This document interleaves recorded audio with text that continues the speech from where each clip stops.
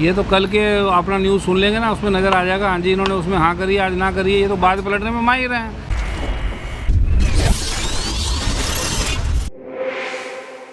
नमस्कार, मैं मानसवी शर्मा और आप देख रहे हैं द हिंद वॉरियर। कोरोना महामारी के समय में गुरुग्राम निवासी दर बदर भटकते हुए नजर आए थे बेड्स व ऑक्सीजन के लिए। तो ऐसे में हेमकुंड फाउंडेशन, जो कि एक निजी संस्था है, लोगों की सेवा में सामने आई थी। लोगों को निःशुल्क बेड व ऑक्सीजन कंसंट्रेटर, ऑक्सीजन सिलेंडर्स दिए जा रहे थे हेमकुंड फाउंडेशन द्वारा। वहीं आपको बता दें, गुरुग्राम सेक्टर 61 में 500 बेड्स का कोविड सेंटर भी खोला गया था हेमकुंड फाउंडेशन के द्वारा।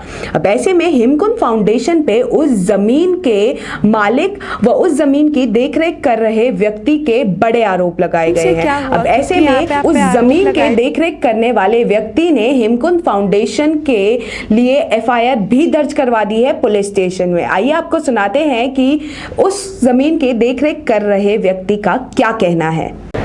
नमस्कार सर, मैं आपका नाम जानना चाहूँगी।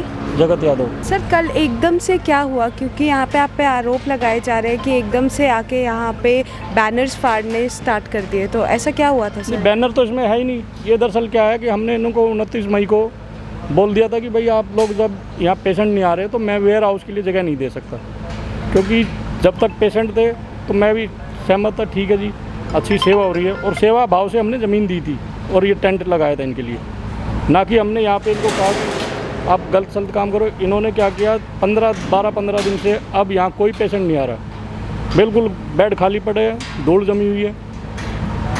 इन्होंने यहाँ पे लाके रोज़ कम से कम भी 10-20 ट्रक माल आता है खाद्य जो सामग्री का, उसको हम सपोर्ट कर रहे हैं। तो मुझे लगता है कि ये राशन जो आया ये भी शायद वहीं के लिए जा रहा है। तो हमने कहा कि वेयर हाउस के लिए मैं जगह नहीं दे सकता। ये आपको ये लगता है कि ये जो राशन आया है वो किसान आंदोलन के लिए आया है? जब ये सबसे बड़ा फाउंडेशन है और इन्हीं के, ये कह रहे हैं हमारे दम पे चला है फाउंडेशन, सबसे बड़ा जो है फाउंडेशन है और किसान आंदोलन हम नहीं चलाया है, सब सपोर्ट हमने किए। तो मुझे तो वहीं से संदेह हो गए कि ये जो राशन ये सेवा कर रहे थे जब तक ठीक है, लेकिन ये राशन जो यहाँ से आ रहा है जा रहा है वो मुझे फिर गलत लगा। सर, ऐसे में आपने इन लोगों को समय दिया? समय दिया था, 5 मई को मैंने बोल दिया था इनको, फिर मैंने 2 जून को भी अभी बोला था इनको शाम को। इन्होंने कहा ठीक है जी, कल हम 3 तारीख जो आने वाली है जो गई 2 तारीख को इन्होंने कहा कि हम कल 6 बजे तक शाम को खाली करके दे देंगे। सर, ऐसे में आपने फ्री ऑफ कॉस्ट दिया था ये लैंड? कोई इनसे बाहर ना तो ज़मीन का किराया लिया ना टेंट का किराया लिया।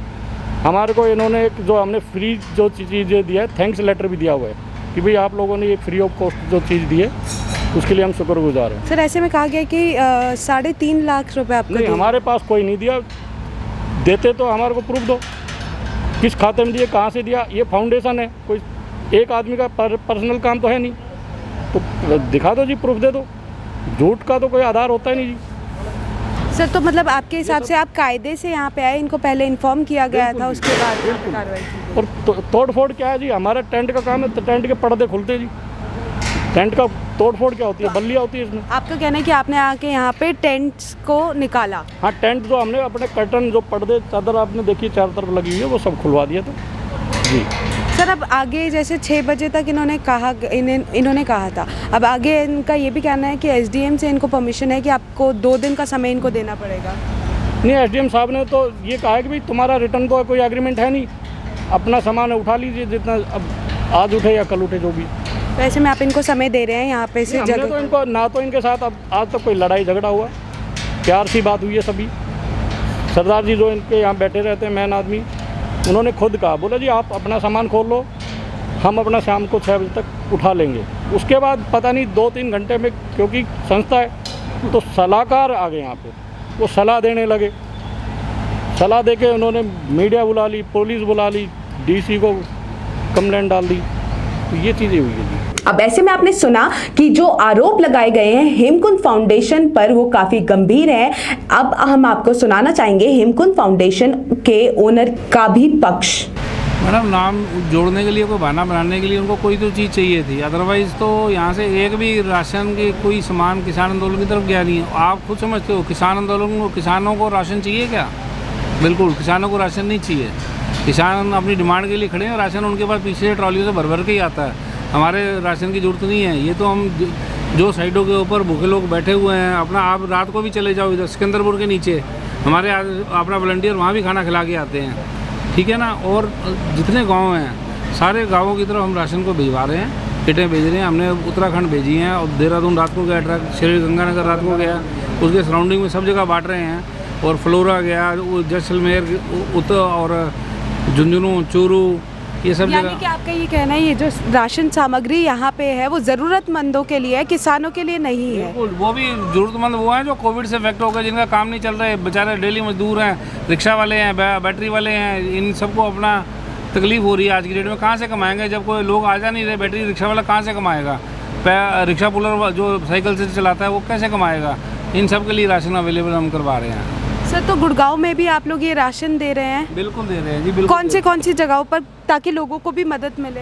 ये घाटा भी है ना, घाटा गांव के ये हैं, वहाँ पे उलावास में, मकबूल में, इन सब के पास राशन जाता है सर, हमारा। ऐसे में एक बात और उठ रही है, थैंक्स गिविंग लेटर दिया गया है आपको, तो उस पर आपका क्या कहना है? थैंक्स गिविंग लेटर हमारी तरफ से दिया गया जो इनको। उनकी तरफ से आपको दिया गया है कि आप बहुत अच्छा काम कर रहे हैं, तो ऐसे में आपको एक लेटर दिया गया है थैंक्स कहते हुए? नहीं, ये शायद आपको गलती लगी, इन्होंने हमें कोई लेटर नहीं दिया।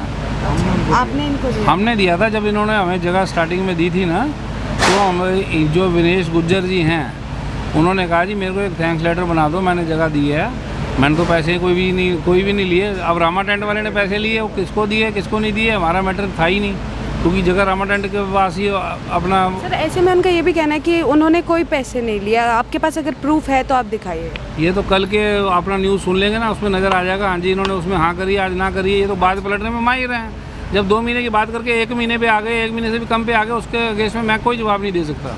अब ऐसे में सबसे बड़ा सवाल ये उठता है कि जो ऐसी निजी संस्थाएं हैं वो सेवा के नाम पे जरूर सामने आती हैं, लेकिन उसके बाद वह उस सेवा के नाम पर कुछ और ही करती हुई नजर आती है। ये कितना जायज है लोगों के साथ, क्योंकि आज के समय में भी लोग हेमकुंड फाउंडेशन पर निर्भर कर रहे हैं ऑक्सीजन के लिए।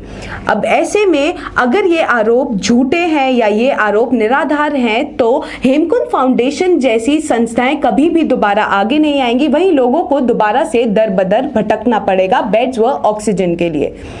अब इस आरोप प्रत्यारोप के खेल में जो आम जनता है वो परेशान होती हुई नजर आ रही है। इस मामले का क्या निदान निकलेगा वह तो पुलिस ही जांच पड़ताल के बाद बता पाएगी, लेकिन तब तक आप हमारे साथ जुड़े रहिए ऐसी ही तमाम न्यूज सुनने के लिए। और इस खबर पे आपके क्या विचार है हमें कमेंट करके जरूर बताएं, और ऐसी ही तमाम न्यूज सुनने के लिए हमारे चैनल को लाइक, सब्सक्राइब और शेयर जरूर करें। धन्यवाद।